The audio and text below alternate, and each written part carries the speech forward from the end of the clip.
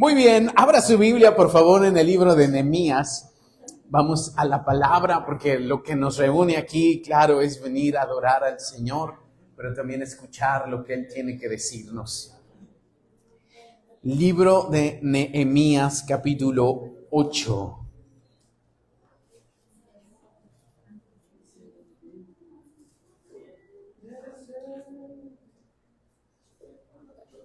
¿8 qué? Todo el 8. Está un poco largo, iglesia, pero ténganme paciencia. Dijeron por ahí un personaje, es que no me tiene paciencia. Todo el capítulo 8 de Nehemías. Ya, búscalo ahí. ¿Dónde está Nehemías? Bueno, está en el Antiguo Testamento. La frase célebre de nuestro hermano Gus es que está entre Génesis y Apocalipsis. Está antes de los libros poéticos, antes de Job, antes de los Salmos, y por ahí anda Nehemías, capítulo 8. ¿Listos? Después del capítulo 7. Sí. Nehemías, capítulo 8. Dice así la palabra de Dios, sígueme con tu vista, ¿está bien? Venido el mes séptimo, los hijos de Israel estaban en sus ciudades, y se juntó todo el pueblo como un solo hombre en la plaza que está delante de la puerta de las aguas, y dijeron a Esdras, el escriba, que trajese el libro de la ley de Moisés, la cual Jehová había dado a Israel. Entre paréntesis, ese libro es todo lo que conocemos nosotros como Génesis, Éxodo, Levítico, Números y Deuteronomio. Ese es el libro de la ley, los 5 primeros libros de la Biblia. Sigo, versículo 2. Y el sacerdote Esdras trajo la ley delante de la congregación, así de hombres como de mujeres y de todos los que podían entender. Levante la mano los que pueden entender. Muy bien. Y el primer día del mes séptimo, y leyó en el libro delante de la plaza que está delante de la puerta de las aguas, desde el alba hasta el mediodía, en presencia de hombres y mujeres y de todos los que podían entender, y los oídos de todo el pueblo estaban atentos al libro de la ley. Imagínense, desde que amaneció hasta el mediodía.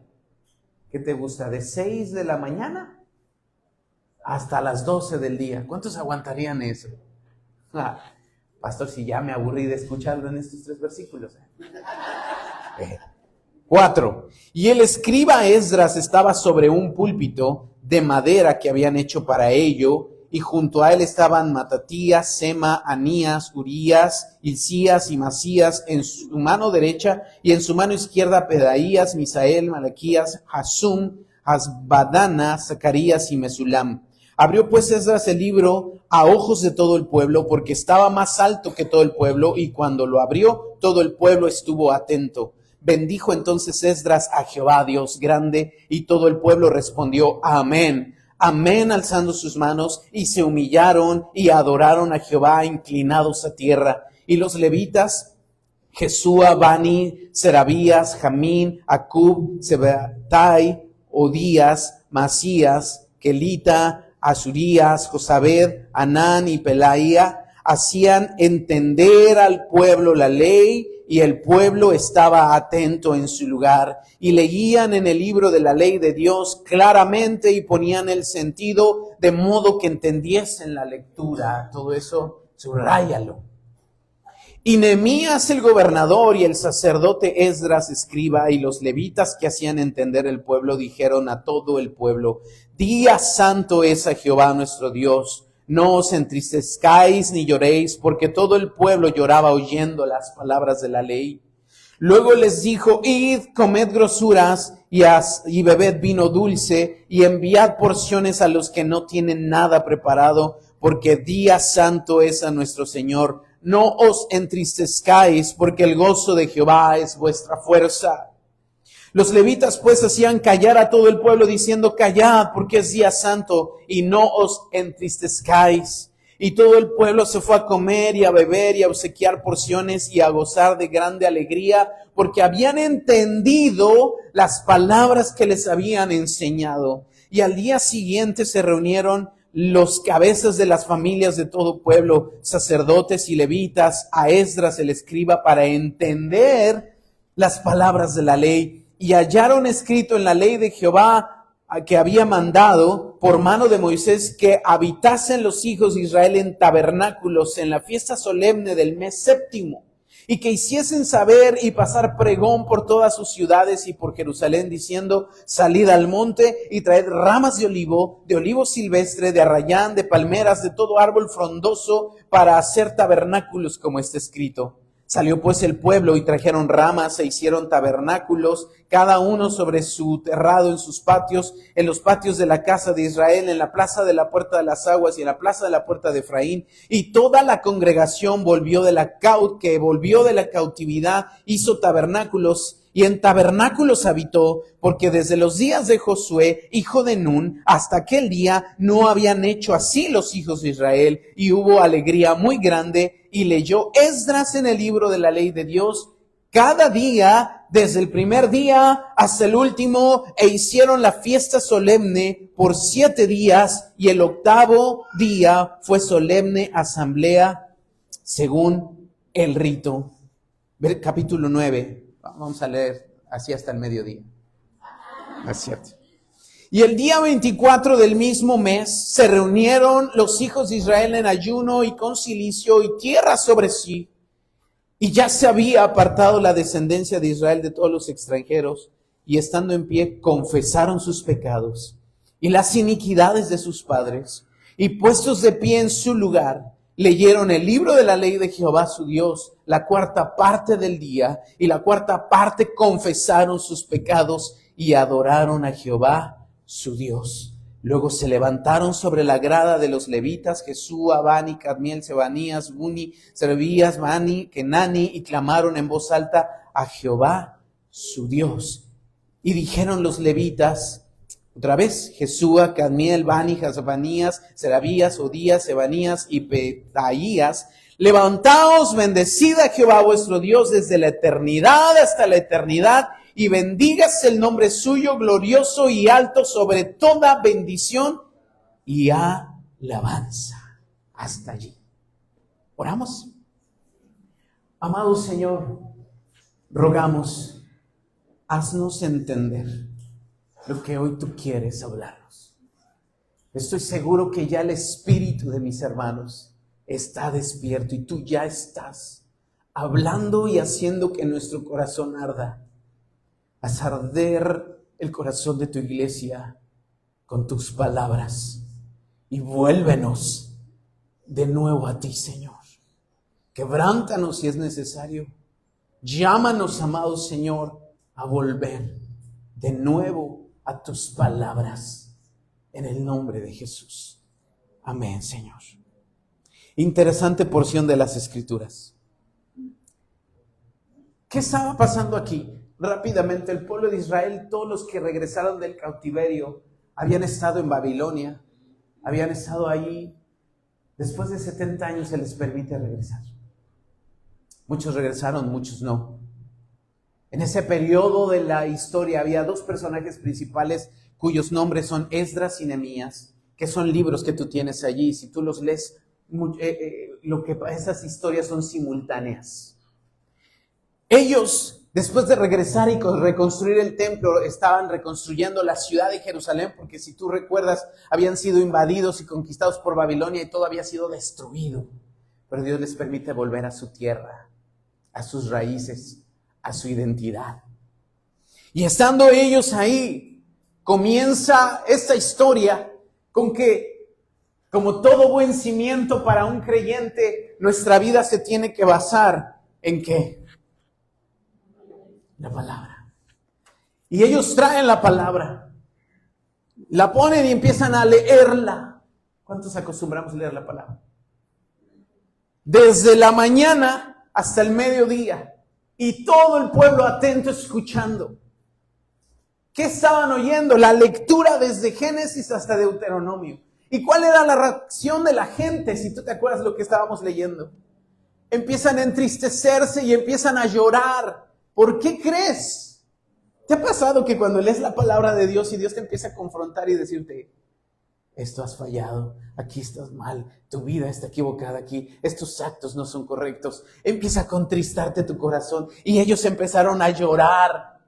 Muchos de ellos en su vida habían oído la palabra. Muchos habían nacido en el cautiverio. Muchos allí nacieron, en Babilonia. No conocían otra vida más que pura idolatría, pura brujería, puros desenfrenos, pura inmoralidad, pura destrucción, porque eso era Babilonia, un lugar rico y bello, lleno de, vamos a llamarle físicamente, belleza, lujos, pero estaba podrido, moral y espiritualmente, lleno de vanidad, de inmoralidad, terrible. ¿Te suena parecido? Y esa no era otra vida la que conocían muchos de ellos. Y muchos, aunque habían estado en el tiempo del reino de Israel, fueron llevados cautivos por causa de su pecado, por la idolatría, pero era un nuevo tiempo, un nuevo inicio. Dios les había permitido regresar a sus raíces, reconstruir el templo, reconstruir la ciudad y volver a empezar una nueva vida, algo diferente. Y ellos deciden, vamos a fundamentarnos sobre la palabra de nuestro Dios. Y muchos jamás la habían oído, pero cuando empiezan a leerla todo el día, algo empieza a suceder en sus corazones, una reforma. Una reforma en el corazón. ¿Por qué digo una reforma? Porque cuando ellos empiezan a ser confrontados con la palabra, se dan cuenta, algo tiene que cambiar en mí. Si tú y yo leemos la palabra y no pega algo aquí y te dice, algo tiene que cambiar en ti, entonces no estamos leyendo bien. No estamos entendiéndola. Y el pueblo empezó a llorar, a clamar. Pero me encanta cómo dice la palabra que Esdras y todos los nombres, por si andas buscando nombres para tus hijos, ahí hay un catálogo. Todos esos hombres, dice la palabra de Dios, que se dedicaban a ponerle sentido a lo que leían y a entenderlo y a explicarle a los demás.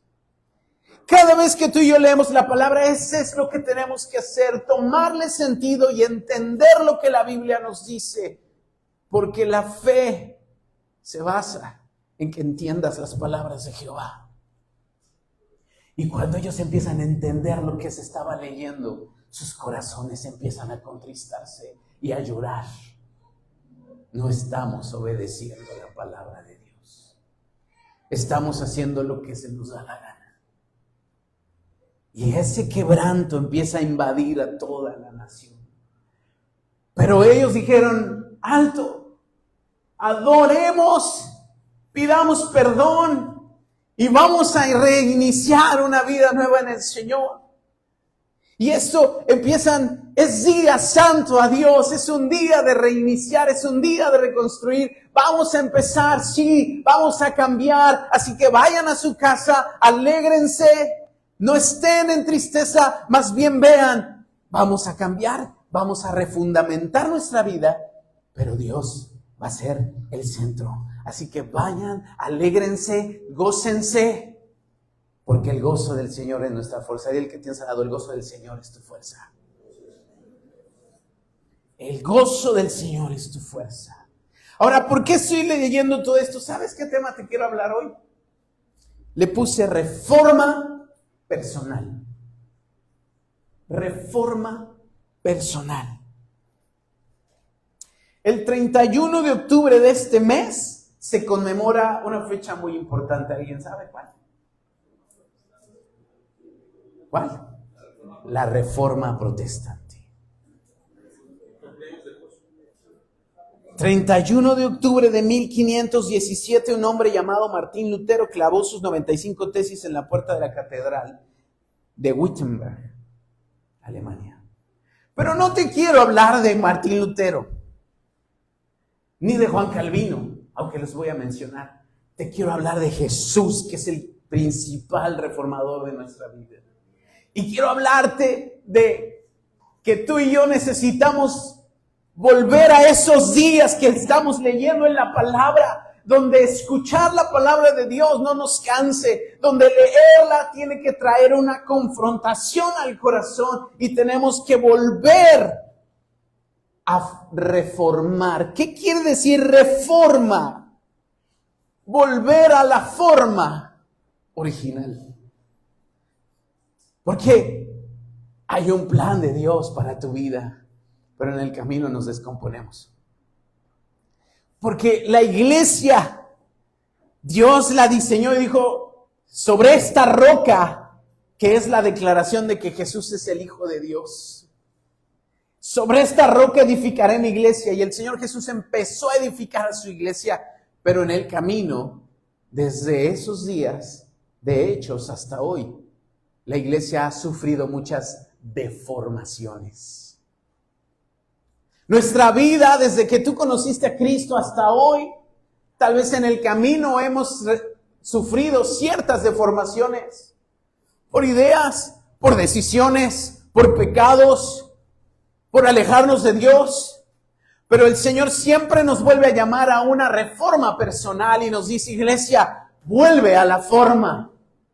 Él es el alfarero, nosotros somos el barro y muchas veces Él va a venir y decir, hey, acá, vente para acá, papacito, ¿a dónde vas? Otra vez a la mesa, le voy a dar vuelta y te voy a enderezar. Y duele. Como en los días de Jeremías, que Dios le habló a Jeremías y le dijo, ve a la casa del alfarero y mira. Y encontró que un alfarero tenía una vasija, le estaba dando forma, pero se deformó. Y lo que hizo el alfarero con esa fue agarró y la rompió. ¿Te has sentido roto alguna vez? Así vengo, pastor, todo roto. No te preocupes porque no acabó la historia allí. Lo que hizo el alfarero es que tomó eso y lo volvió a poner en la mesa hasta que le dio la forma que tenía que tener. Amado, si Dios te ha roto, porque eso es diferente, Él te va a dar la forma. Y eso es reformar. Yo quiero hablarte de algunas circunstancias que estaba viviéndose en los días de la Reforma, en 1517. Que son algunas circunstancias parecidas a las que estaba viviendo Nehemías y Esdras. Y quiero que esas características las comparemos, mientras las voy diciendo, en tu mente con el día de hoy. ¿Estás conmigo? Pero no pensemos en el día de hoy como la sociedad que no conoce a Dios. Vamos a pensar en nosotros, mi vida, mi familia, mi iglesia, o la iglesia cristiana. Porque esto de la reforma protestante es interesante y después hablaremos más de eso, lo estudiaremos.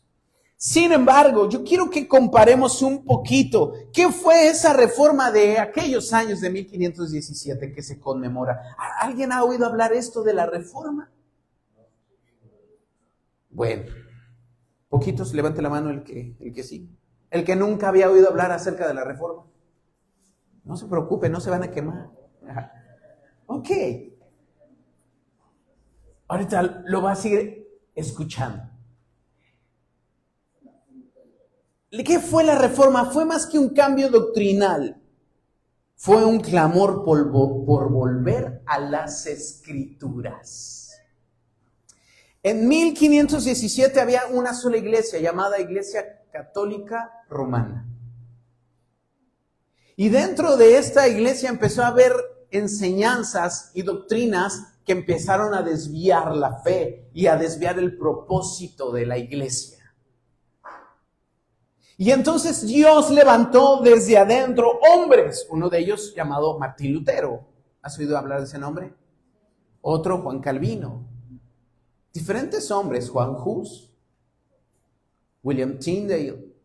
Y ellos dieron su vida y muchos de ellos murieron en aras de buscar que la iglesia volviera a la forma original de Dios. Pero qué difícil es decirle a alguien, te has deformado. Dile que tienes al lado, ya te deformaste.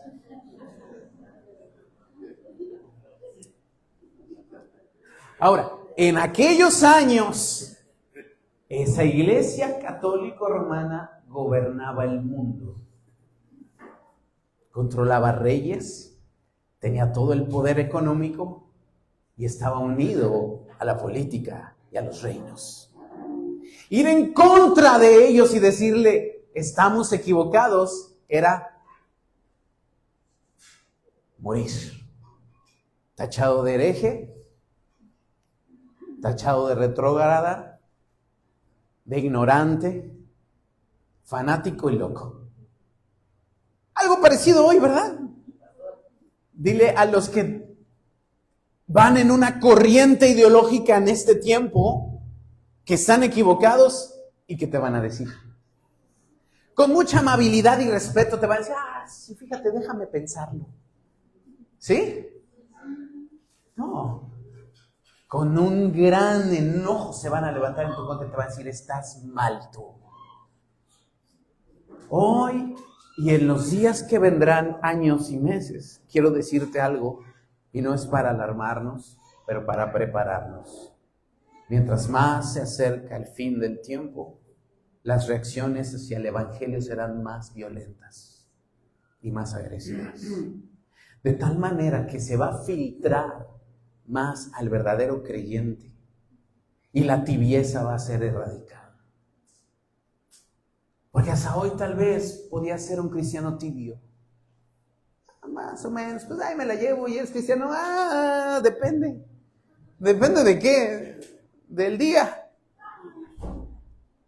Pero conforme pase el tiempo y la corriente de este mundo empuje más, te va a llevar a tomar una decisión. O eres o no eres. Pregúntale al que tienes al lado, ¿eres o no eres? Ok, en aquellos días era algo parecido. Imagínate Martín Lutero levantarse en contra de un sistema mundial y decirles, estamos equivocados, lo que estamos enseñando está mal, estamos mandando a la gente al infierno, tenemos que regresar a la palabra de Dios. ¿Sabes qué le llovió? Ataques. Y a muchos hombres que intentaron hacer lo mismo, los callaron y murieron, pero gracias a la sangre que muchos de ellos derramaron, es que tú y yo también hemos recibido esas doctrinas otra vez y no se perdieron, porque Cristo dejó esta palabra de Dios. Ahorita la fuente es Cristo, la enseñaron los apóstoles, pero en un momento se deformó y se pudo perder. Pero gracias también a esos hombres se rescató y nos ha llegado. Eso es como lo que pasa en tu vida. Tal vez el evangelio le llegó a tus padres, alguien tuvo la bendición de que sus padres recibieron el evangelio y gracias a eso tú lo tienes. ¡Qué bendición! Que haya alguien que te pasa la estafeta. Pero te has puesto a pensar qué sería si ellos no hubieran sido valientes y enfrentado toda la corriente y hubieran aceptado la fe y hubieran seguido así. No estaríamos aquí. Si mis padres no hubieran sido valientes y hayan tomado y dicho, yo sigo a Cristo, no sé qué sería de mí. Y esa historia es la de cada uno de ustedes. Tal vez tú eres el valiente de tu generación. Tal vez anteriormente no lo hubo. Pero Dios quiere que todos nosotros nos levantemos. Esa reforma que sucedieron en aquellos años es porque había un declive en la iglesia. Primer característica, un declive en la iglesia. ¿Cómo que un declive? Sí, escucha, la iglesia se trató ya de un asunto de gobierno, poder, dinero, títulos y jerarquías. La administración de la iglesia se convirtió en una jerarquía, incrementando el poder a un grupo selecto y terminando en el Papa. Así era la iglesia de aquellos días.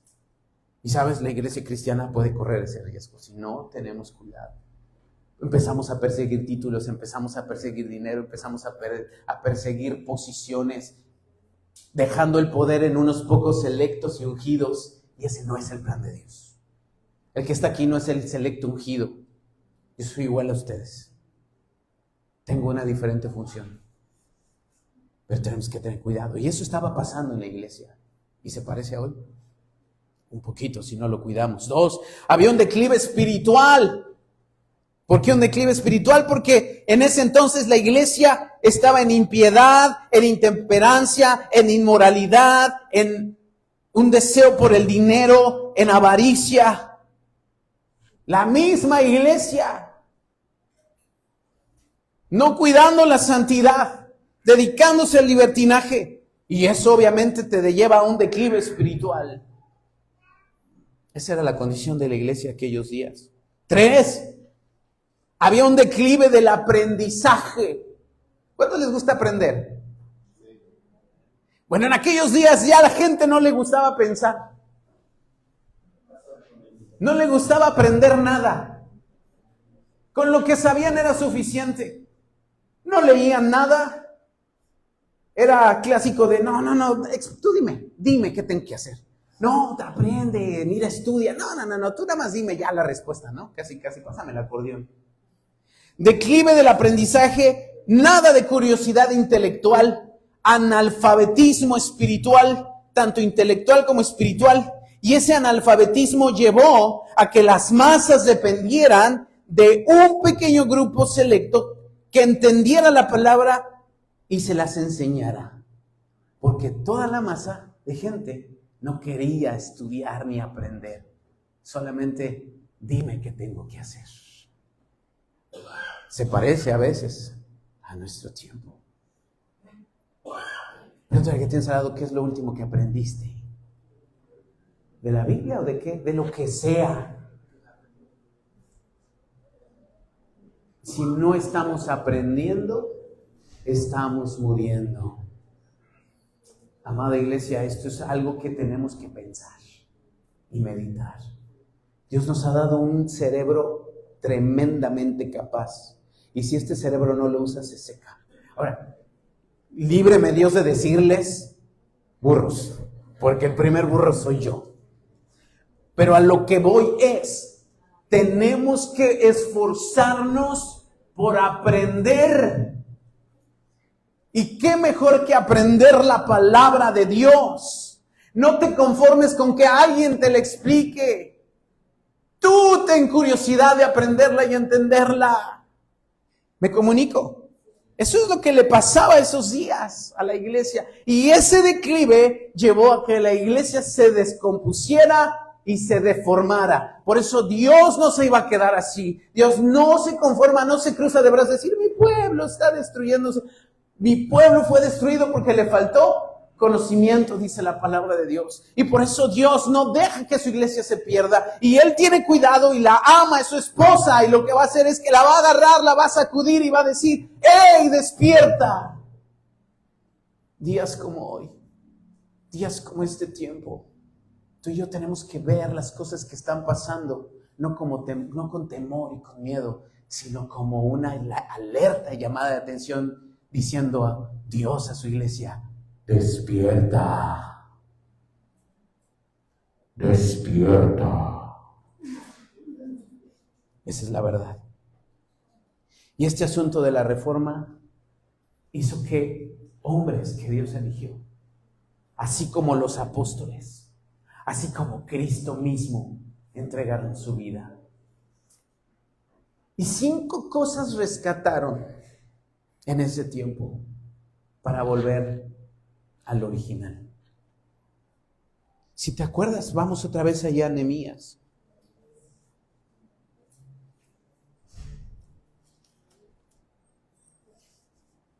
Otra vez Nehemías 8.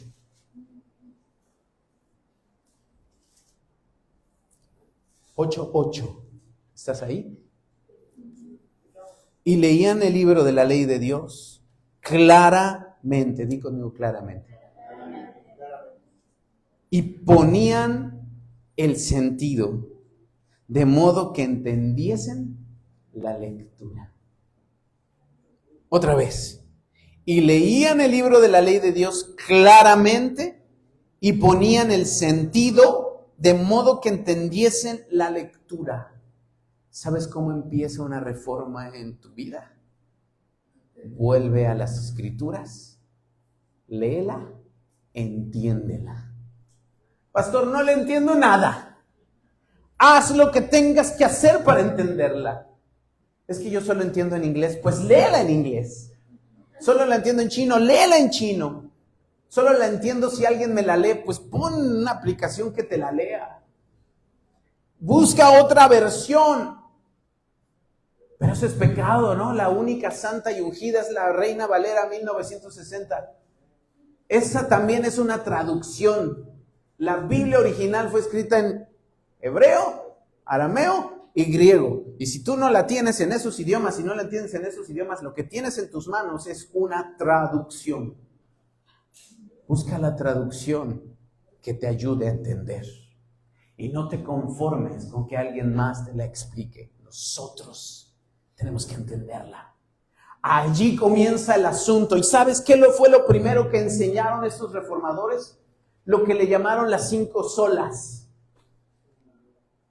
¿Por qué solas? Porque la palabra sola es un derivado del latín. Y la primera frase fue sola escritura. O solo la escritura. Solo la escritura. ¿Cómo que solo la escritura? Es algo que tenemos que tratar de hacer. Solo la Biblia. La Biblia es la única autoridad suprema. Diga conmigo, la Biblia es la única autoridad suprema para la fe y para la vida cristiana. No el comentario de San Alfonso Osorio, ni el libro de San Rick Warren, ni de San Miguel Núñez, que todos son hombres respetables, sobre todo Alfonso Osorio. Y con eso no estoy diciendo que no leas otras cosas, sí léelas, pero volvamos a la Escritura. Como el pueblo de Israel, desde la mañana hasta el mediodía, escuchando, entendiendo, para que aquí golpee y entendamos lo que Dios quiere de nosotros. Pero ya está YouTube, pastor. Pues pon un video de YouTube donde la estén leyendo, pues. Pero volvamos, porque solo la Escritura, segunda de Timoteo 3:16, que debiéramos de saber de memoria, dice: toda la Escritura es inspirada por Dios y útil para enseñar, para corregir, para redarguir, para instruir en justicia, de modo que el hombre de Dios sea preparado para toda buena obra. La Biblia, solo la Biblia. Y el llamado de Dios es: volvamos a la palabra como nuestra guía diaria. No el horóscopo, no lo que digan los astros, no lo que diga ChatGPT.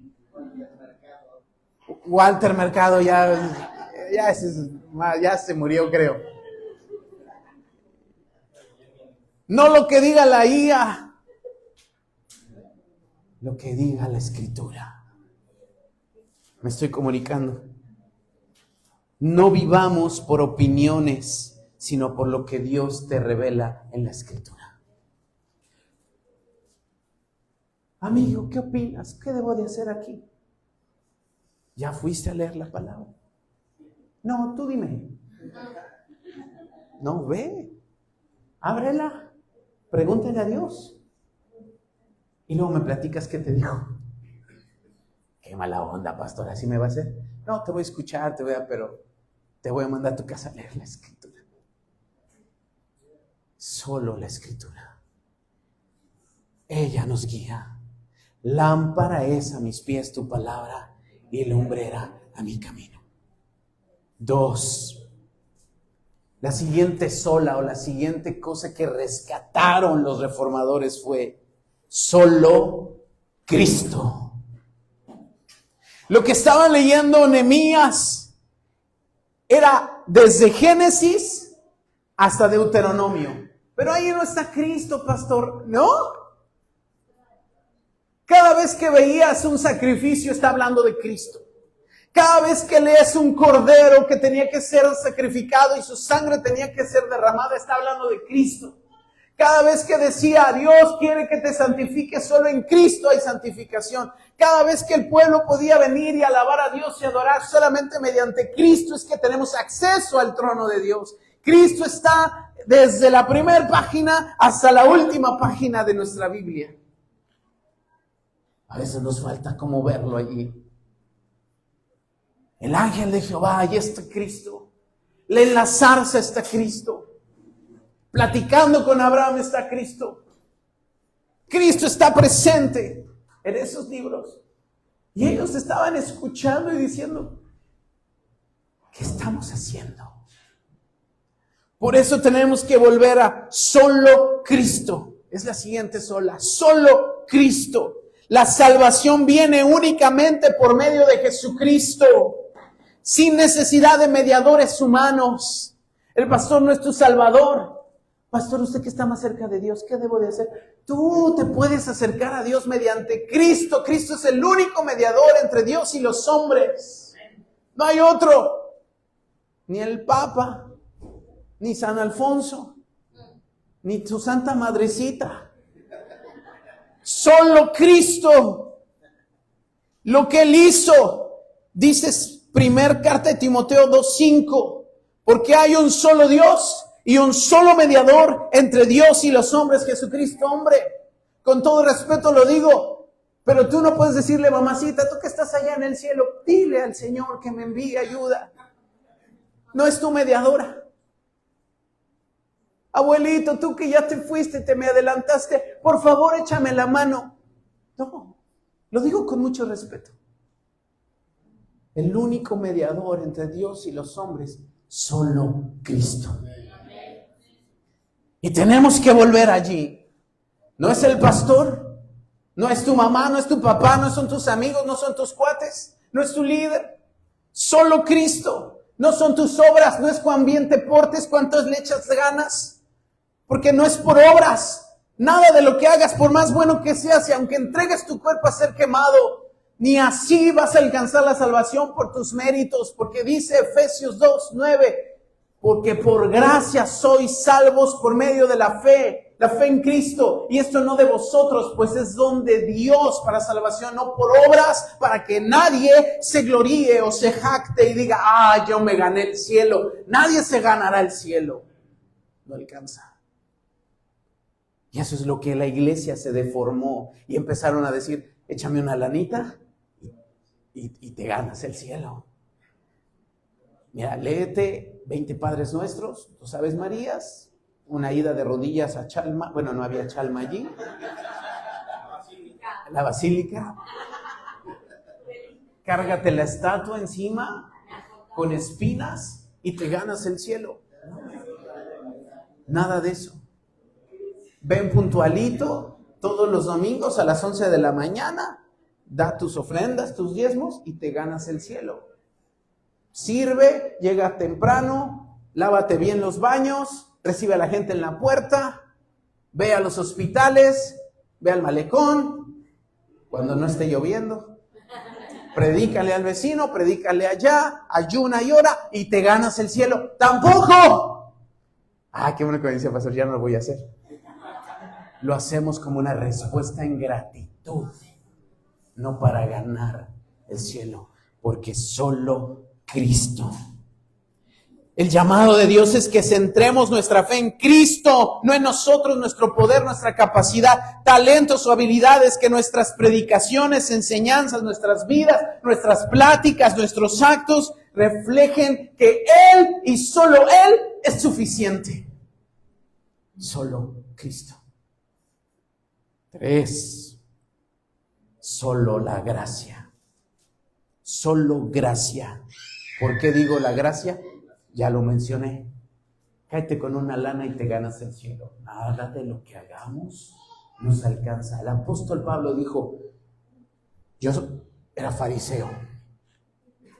Fariseo de fariseos. En cuanto a la ley, circuncidado al 8º día, como marca la ley. Estudié a los pies del mejor maestro teólogo de aquellos días, Gamaliel. Hacía todo lo que tenía que hacer, era intachable, perfecto en todo sentido. Ciudadano romano y ciudadano mexicano, judío. Bien, ordenado, ejemplar, celoso, tan celoso de la palabra de Dios que perseguía a los cristianos, los arrastraba de los pelos y los echaba a la cárcel. Es más, me dieron cartas para ir al extranjero y pedirle a todas las sinagogas y a todos los líderes religiosos que me permitiera agarrar a esos herejes y llevarlos a la cárcel porque están en contra de Dios en su celo equivocado. Pero él dice, pero me di cuenta que todo eso lo tengo por basura. Es una basura, porque nada de eso me alcanza para alcanzar la salvación. Son como toallas sanitarias femeninas. Esa es la traducción, con todo respeto. Trapos de inmundicia, pero es lo que él está diciendo, son como toallas sanitarias. Mis mejores obras. ¿Qué es lo mejor que has hecho? Ayudé a cruzar a un abuelito en la calle. Le di 10 pesos al del semáforo. ¿Qué es la mejor obra que has hecho? Cuidé a fulano de tal en el hospital. Doné sangre. ¿Qué es lo más grande que has hecho? Es un trapo de inmundicia que no te alcanza para ser salvo. No alcanza. Y entonces, ¿qué vamos a hacer? Estamos perdidos. ¡No! La fe en Jesucristo por medio de la gracia. Porque no es lo que tú hagas, es lo que Cristo ya hizo. Porque de alguna forma, figuradamente, el día que tú y yo nos presentemos ante el Señor para tener entrada al cielo, como algunos dicen, en sátira o en risa, que el apóstol Pedro va a estar en la puerta del cielo. El día que tú te presentes y llegues con tu expediente, él no va a revisar y decir, ¡oh, wow, qué impresionante! ¿Cuántas buenas obras has hecho? ¡Pásale! Va a decir, esto no sirve de nada, échenlo a la basura. Pero y luego invertí toda mi vida, gasté todos mis millones, es más, no tengo ya sangre porque toda la doné. Doné mis órganos, doné todo. ¿Y por qué no puedo entrar al cielo? Porque solo Cristo por gracia. Pero si Cristo está en tu vida, es gracia. La salvación es un regalo inmerecido de Dios, no algo que podamos ganar, porque por gracia sois salvos por medio de la fe. La fe en Jesucristo. Y esto no de vosotros, pues es don de Dios. Así que tú y yo tenemos que vivir con gratitud y humildad. Di conmigo, gratitud y humildad. Ese debe ser el estándar de nuestra vida. Esta cabecita siempre tiene que estar en el piso, porque ahí es donde pertenece humildad. Nunca tiene que levantarse por encima de nadie. Mira, yo sí ayuné y no como este. Yo sí sé, yo sí leo, no como este. Cuidado. Vivamos con gratitud y humildad. Que nuestra vida sea testimonio de la gracia de Dios que nos transforma. Número 4. Solo fe. Solo la fe. ¿Qué es lo que nos justifica delante de Dios? No son las obras. No es cuántas cosas buenas haces. No es la fe por sí sola. Es la fe en alguien. En Jesucristo. Esa es la gran diferencia, porque la gente puede decir en la calle, solo cree. ¿Solo cree? No, o sea, corrijamos, no se trata de solo cree, se trata de cree en el Señor Jesucristo. Porque yo puedo creer en mí, puedo creer en el pastor, puedo creer en el dinero y en la cuenta bancaria que tengo, puedo creer en mis capacidades, puedo creer que viniendo a la iglesia soy salvo. Noticia. En quien creas hace la diferencia. Y solo en Cristo debe estar nuestra fe. Pero es muy diferente. Somos justificados delante de Dios únicamente por la fe en Jesucristo. Mas el justo por la fe vivirá, dice Romanos 1:17. Y lo que Dios quiere reformar en nosotros, porque a veces ponemos mucha fe y por ahí vas a oír en redes sociales y en internet y por todos lados, ten fe en ti mismo. No se trata de tener fe en ti mismo, porque tú no eres tu salvador. Ten fe en la naturaleza. El universo pone las cosas. Es el destino, la energía del cosmos, lo que dicta tu corazón. No, solo la fe en Jesús. Por eso tú y yo tenemos que abandonar nuestra autosuficiencia.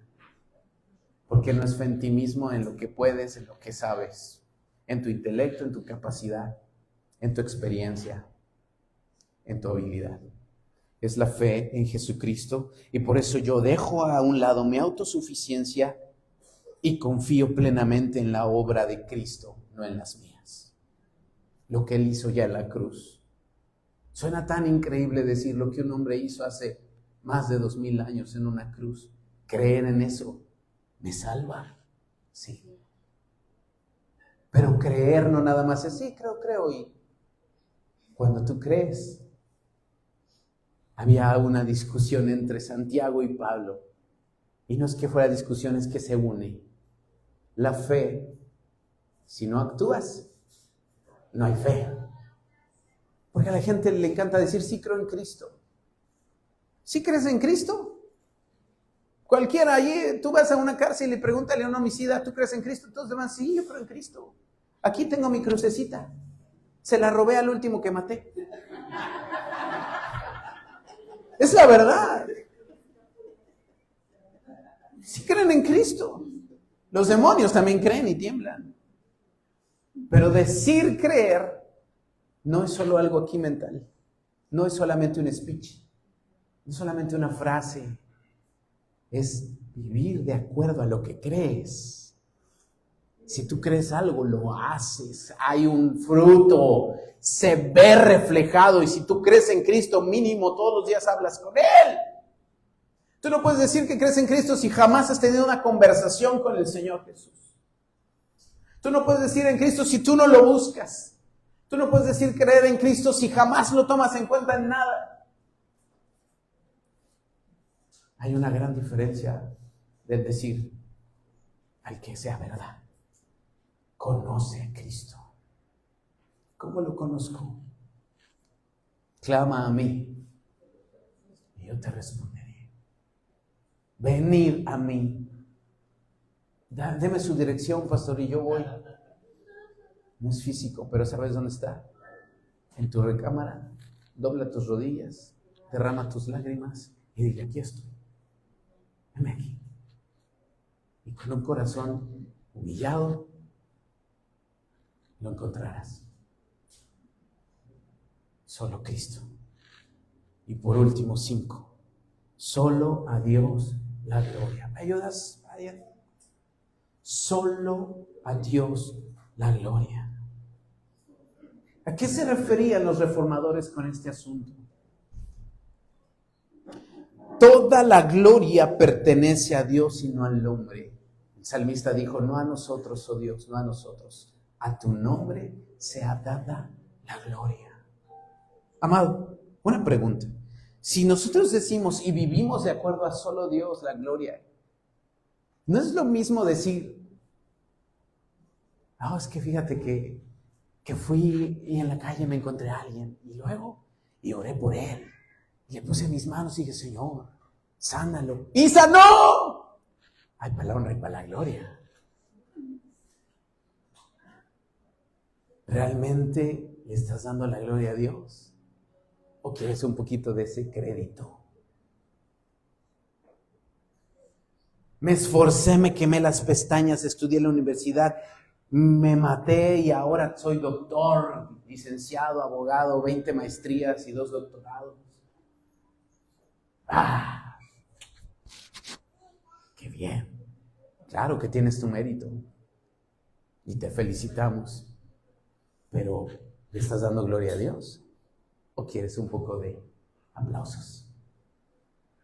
Todo en nuestra vida vivir para la gloria de Dios, ¡qué difícil! El apóstol Pablo dijo, sea de palabra o sea de hecho, hacedlo todo para la gloria de Dios. Si estudiaste, si ascendiste en el trabajo, si rescataste a una sirena en medio del mar, si donaste un ojo, tus pupilas, lo que hayas hecho, dice el apóstol Pablo en 1 Corintios 10:31, si pues coméis o bebéis o haced otra cosa, hacedlo todo para la gloria de Dios. Si tocas, si predicas en la calle, si te ganaste un alma, si hiciste un gran video y lo subiste a TikTok y se hizo viral. Bueno, ahí no funciona mucho, pero bueno. Lo que sea, eres el mejor profesionista, eres el mejor en tu trabajo, has ascendido puestos, te has quemado las pestañas, te has sobado el lomo, como dicen, te lo has partido. Si tú le sacaste adelante a tu familia siendo mamá soltera, si tú trajiste a todos de tu familia a Cristo porque a todos les predicaste y te costó años y mucho trabajo, ¡qué bueno! Pero todo para la gloria de Dios. ¡Qué difícil! Pero todo empieza con un cambio aquí. Porque nada de lo que hagamos, si Dios no nos lo permite, si Dios no nos da la gracia, si Dios no nos da la sabiduría, si Dios no nos respalda, no lo haces y punto. Pero es que me esforcé y honra a quien honra merece, pastor. Sí, tienes un crédito, claro, pero todo hazlo para la gloria de Dios. Y esa era una sola que los reformadores veían y decían que la iglesia tiene que volver allí, llenos de orgullo y ambición y búsqueda de crédito, búsqueda de aplauso, búsqueda de identidad en lo que hago. No me reconoce, el pastor nunca me dijo gracias, los hermanitos jamás me han agradecido que estoy haciendo esto, yo aquello. Mi familia no ve el esfuerzo, mis hijos son bien ingratos, mi esposo no ve lo que hago. Mi esposa no ve el esfuerzo que hago en mi trabajo. Bueno, ¿para quién lo haces? Para Dios. Solo a Dios la gloria, sea natural o sea espiritual. Pero nos encanta. Pues es que para la honra y para la gloria. Que cada cosa que hagas sea un servicio para Dios o para una persona.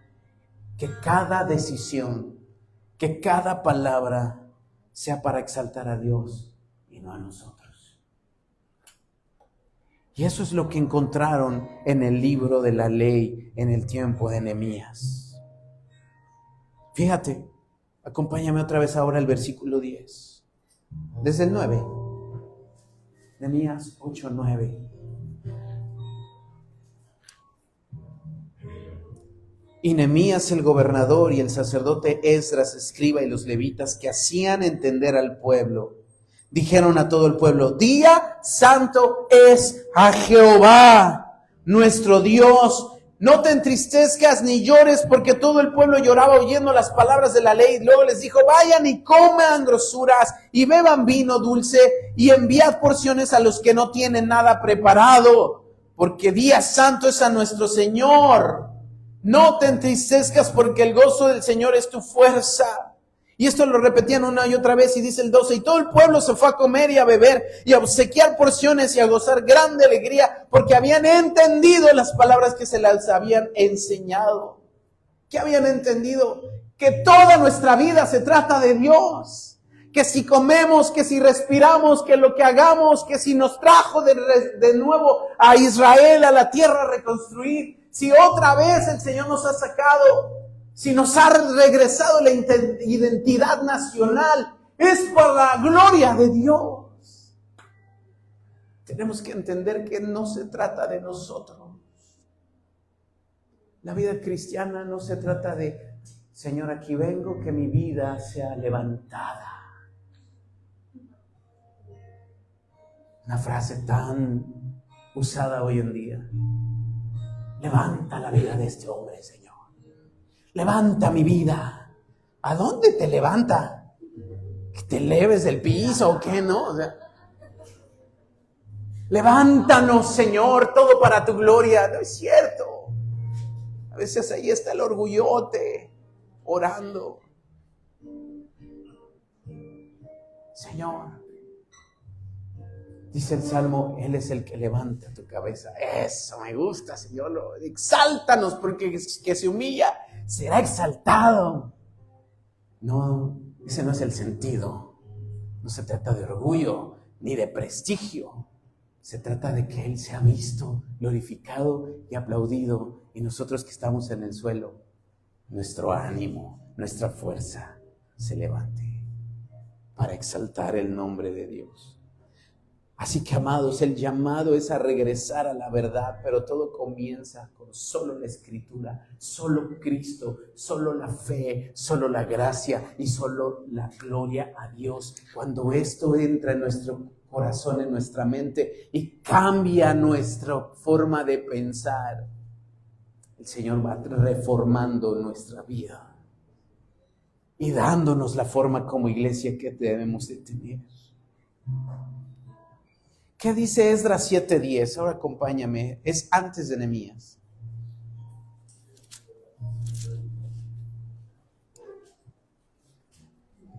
Esdras 7:10. Esto sucedió a la par. Después, si te quedaste picado, lee los dos libros, Esdras y Nehemías, en la semana. Porque Esdras habría preparado su corazón para inquirir la ley de Jehová y para cumplirla, y para enseñar en Israel sus estatutos y decretos. Dios necesita hombres y mujeres como Esdras hoy. No solo al pastor, que para eso existe. Tú y yo debemos de ser un Esdras para nuestra nación, para nuestra ciudad, para nuestra familia. ¿En qué sentido un Esdras? Que prepares tu corazón para meterte a la ley de Jehová y para cumplirla, no solamente para intelectualmente saber, oh, sí, yo la he leído y me la sé de memoria, oh, sí, pastor, oh, qué bueno, y la vives. No, de nada sirve. Cumplirla. Y yo sé que por ahí, no, pero nadie la puede cumplir. Con Cristo, la fuerza de Cristo. Vivirla.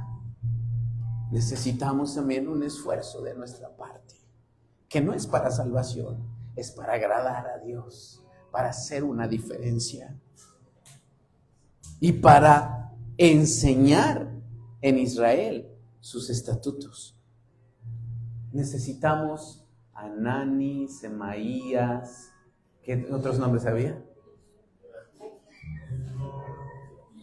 Un chorro, ¿verdad? Escoge tu nombre, mételo en esa lista.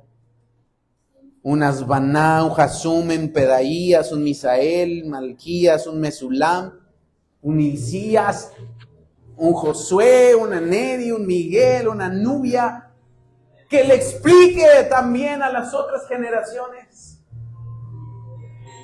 que le ponga el sentido a lo que estamos leyendo, que les podamos decir, ¡hey! El gozo del Señor es tu fuerza, ¡hey! Vuelve al corazón a la palabra, ¡hey! Solo Él. Eso es una reforma. Necesitamos estudiar profundamente la palabra, obedecerla y enseñarla. Estudiarla, obedecerla y enseñarla. Otra vez, estudiarla, obedecerla y enseñarla. Y ese es el llamado de Dios a la iglesia de hoy.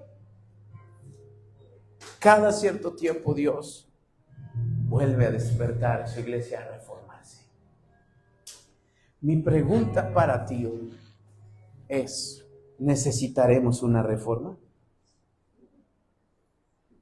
Como iglesia personal, la iglesia cristiana, tenemos que redescubrir una reforma personal, redescubriendo y viviendo estas 5 cosas cada día, sin perderla en mente,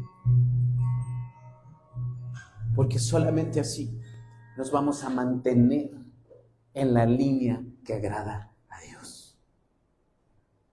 Ponte de pie, por favor.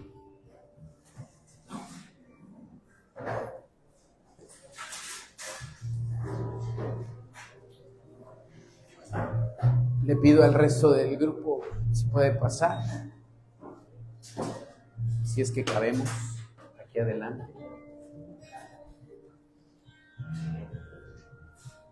Mientras ellos se preparan,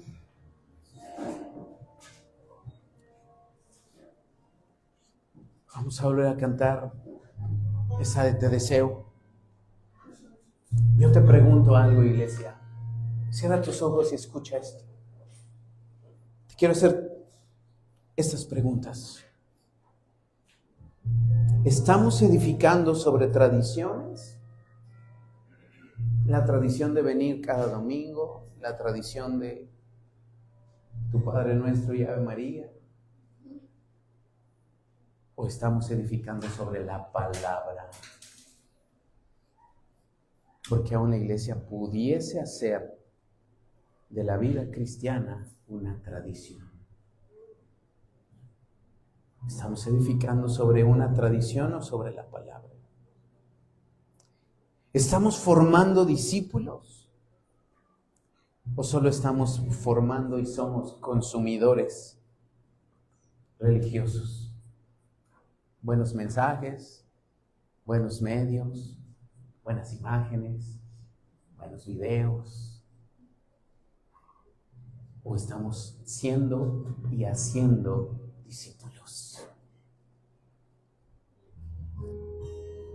La reforma no solo es historia, es una urgencia para nuestra vida y para este tiempo.